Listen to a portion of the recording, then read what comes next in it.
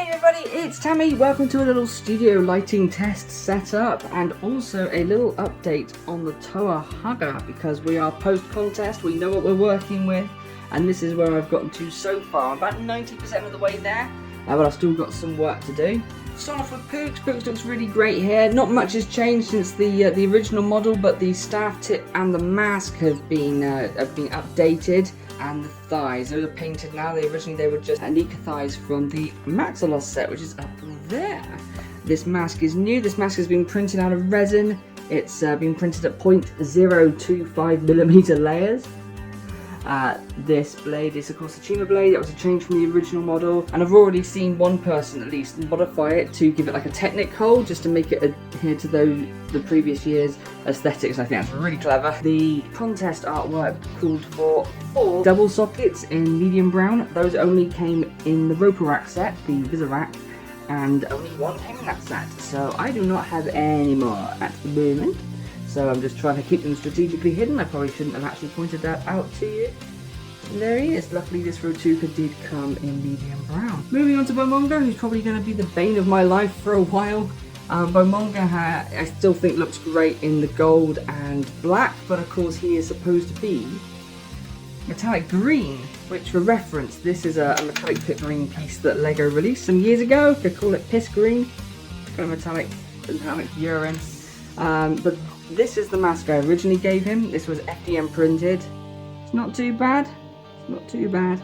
But this one again has been printed on 0.025mm layers. It looks amazing. I'm obviously going to have to give it another coat of paint once I find an appropriate spray paint.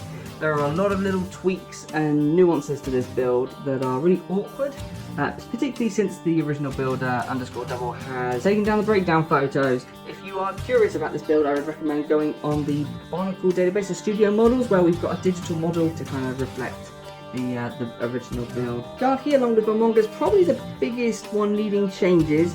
This is the second mask that I have printed for her because I just thought it was going to win. Obviously a different variant has come out that was designed by Spectrel for the final artwork. It's very similar to this mask but has like extra vents at the side. Yeah, speaking of the Gaaki mask, quick tangent, I meant to have printed it off already. However, something bad happened that I've decided to turn into a learning opportunity.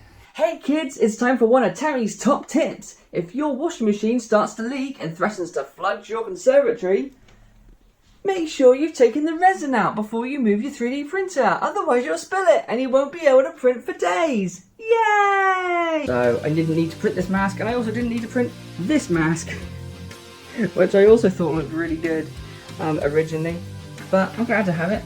I used a broken Prydat blade for this spear, which is why it's been blue tacked on, but that's fine. I might print out an alternative one day. Otherwise she looks pretty good in this copper, but I would like to find like a richer tone. Obviously I spray painted the shield. This was actually originally metallic pink, which you might have seen in my kind of Pouks entry, which was a serious entry. It wasn't just a meme, but it was a little bit of a meme. But that's looking pretty good there. I am using a little bit of a mod at the back to allow more easily accessible hoses. The hoses in this length are a lot more easy to get. This is in metallic silver. The ones available in the Tamari, for example, are pearlite grey. So there's a subtle difference. And then lastly we get Kualus, who is completely done as far as I'm concerned. He's got this fantastic metallic bluish colour. The only thing I might need to do is replace this spear tip because it's a little bit damaged. The eyes are studs, I don't know if you can tell.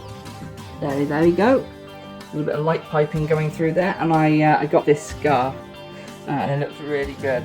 Some of you might have seen the pictures of me hosing him on top of a Kikanalo already. Just like all of the others, I've given them the shoulder mod already because why the hell not? You can easily switch out if you want to. The coloration on Kualus is a little bit controversial because he originally had black upper arms, and after originally not being a fan of this because it requires spray painting, I got to talking to Subpar Fopar who designed this model, and I painted this piece here and it looks pretty good. It's just the double socket that's been painted. But then the final artwork came along and the upper arms are white and the lower legs, or rather the thighs, It's a little bit unclear. They look kind of black, but then they look black on almost all of the Toa in that artwork, so it's difficult to say. I'm keeping them all white now just to keep the parity. The original design does have a dark green eye stalk, but that allows better light piping, and the original model did also have bright green studs in the eyes instead of this sort of neon green that I've used. But honestly, bright green was never used in Bionicle G1, and I also just don't have studs in that colour at the moment, so I think that's a personal preference issue. This has also been printed out, this mask, at 0.025mm layer lines, and I think it looks incredible. It really does look incredible. If you're printing off your own, you may have to do some post-processing to get the studs to fit properly in the eyes. And this is Iruni. He also looks good, as does Norris. Just as a little bonus, I want to throw in another mask that I've printed out recently. This mask from Galva, which I would like to use on my 2 contest entry, but I don't know if I'll be able to make a mock worthy of it yet. We will see. And in case you're curious, here is the rest of the room. It's still utter chaos because I'm trying to rearrange after a decorating job and turning it into a bit of a filming studio. I'm open to feedback on the setup here as well, guys. Is the background kind of too busy? Would you rather if I put something in the way to kind of declutter it up a bit or change the lighting in some way? Thanks a lot for watching. I'll catch you soon. Take care. Bye.